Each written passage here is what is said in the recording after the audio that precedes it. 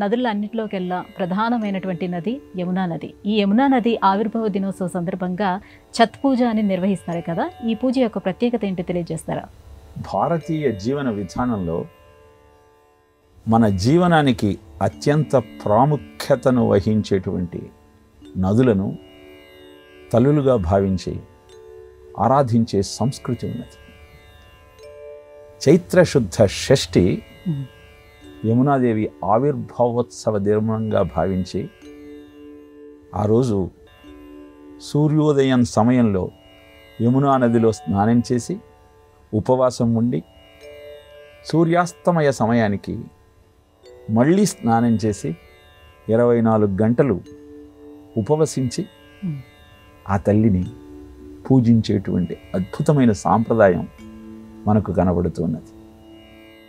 హిమాలయాల్లో బందర్ పుంచుకు నైరుతి మూలలో యమునోత్రి హిమనీ నదాల నుంచి ఉద్భవించి 1300 కిలోమీటర్లు ప్రయాణించి ప్రయాగలో గంగతో సంగమించేటువంటి యమునా నది ప్రయాగలో త్రివేణి సంగమంగా అందరి చేత ఆరాధనలను అందుకుంటూ ఉన్నటువంటి అద్భుతమైన నది.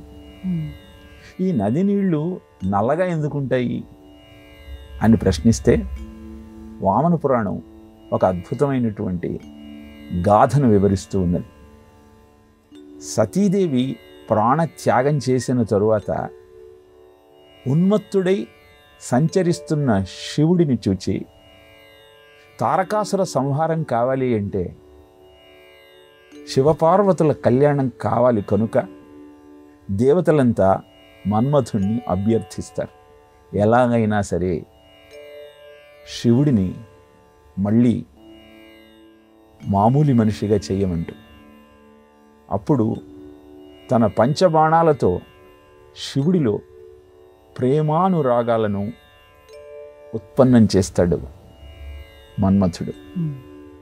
అలా వైరాగ్య భావనను వదిలి ప్రేమానురాగాలతో ఉన్నటువంటి శివుడు యమునా నదిలో తన తాపాన్ని తీర్చుకోవటం కోసం స్నానం చేస్తాడు.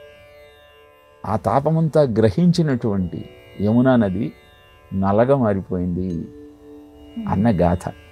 అనంతరం కాళీయుడు ఆ యమునా నదిలో తన విషజ్వాలలను ప్రసరింపచేస్తూ విషపూరితం చేస్తే బాలకృష్ణుడు ఆ కాళీయుడి మీద నర్తించి కాళీయుడికి ముక్తినిచ్చి ఆ నదీ జలాలను అద్భుతమైనటువంటి పుణ్య జలాలుగా, పవిత్ర జలాలుగా మార్పు చేశాడు. అందుకే యమునా నది తాను కృష్ణుడి యొక్క అష్టమ భార్యనని చెప్పుకుంటుంది. బాల్యమంతా ఆ యమునా నదీ తీరంలోనే గడపటమే కాకుండా జన్మించగానే వసుదేవుడు కృష్ణుణ్ణి గోకులానికి తీసుకువెళ్ళాలి అని చూస్తున్న సమయంలో కుంభవృష్టి గాఢాంధకారము ఉన్న నేపథ్యంలో వరద పొంగుతో ప్రవహిస్తున్న యమున వసుదేవుడికి దారి ఇచ్చి కృష్ణుణ్ణి గోకులానికి చేర్చింది. ఈ గాథంతా వింటుంటే ఇది మన జీవనానికి ఎలా ఉపయుక్తమవుతుంది, యమునా నదిని అర్చించటం వల్ల మనకొచ్చే ప్రయోజనం ఏమిటి అన్న సందేహం కలుగుతుంది. యమున సూర్యుడి పుత్రిక, సూర్యుడు కాలానికి చిహ్నం. యముడు సూర్యుడి పుత్రుడే, యమునకు సోదరుడు. నీవు ఆ కృష్ణుణ్ణి నీ హృదయంలో పెట్టుకొని ఈ కాల ప్రవాహాన్ని దాటి గోకులానికి వెళ్ళాలి అనుకుంటే యమునలాగా నిరంతరము కృష్ణుణ్ణే నీ సఖుడిగా ఎంచి ఆయన ఆటకు పాటకు నీ హృదయాన్ని వేదికగా మార్చి ఆయనను అర్చించే ప్రయత్నం చెయ్యి యమునా నదిలా. లేదంటే యముడు కాలపాశంతో ఈ కాల ప్రవాహంలో పునరపి జననం పునరపి మరణం పునరపి జనని జఠరే శయనం నిన్ను గ్రసించి మళ్ళీ అనేక యోనులలో నిన్ను ప్రవేశపెడతాడు. కనుక అద్భుతమైన యమునా జయంతి పర్వదినాన ఈ చైత్ర శుద్ధ షష్ఠి నాడు ఆ యమునా నదిని కీర్తిస్తూ అందులో స్నానం చేస్తూ జీవితాన్ని ధన్యం చేసుకునే ప్రయత్నం చేయాలి. వింటున్న మనకు సందేహం కలుగుతుంది, ఇప్పుడు ప్రయాగ వెళ్ళమంటారా యమునా నదిలో స్నానం చేయటానికి? సాధ్యం కాదే, మరి ఈ పర్వదిన మాహత్యాన్ని ఎలా అందుకోవాలి అంటే అవసరం లేదు.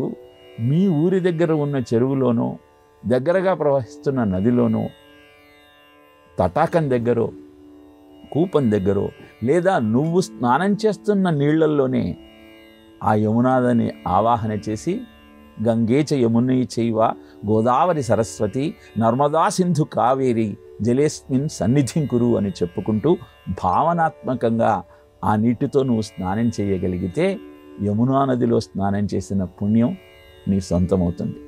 కనుక అద్భుతమైన ఈ పర్వదినాన ఆ యమునమ్మ తల్లిని తలుచుకుంటూ నీ జీవితాన్ని పునీతం చేసుకుంటూ మళ్ళీ జన్మ లేకుండా పాపములనన్నింటినీ ప్రక్షాళన చేసే శక్తి ఆ యమునా నదీ జలాలకు ఉన్నదన్న సత్యాన్ని గుర్తిస్తూ జీవితాన్ని ధన్యం చేసుకునే ప్రయత్నం చేద్దాం.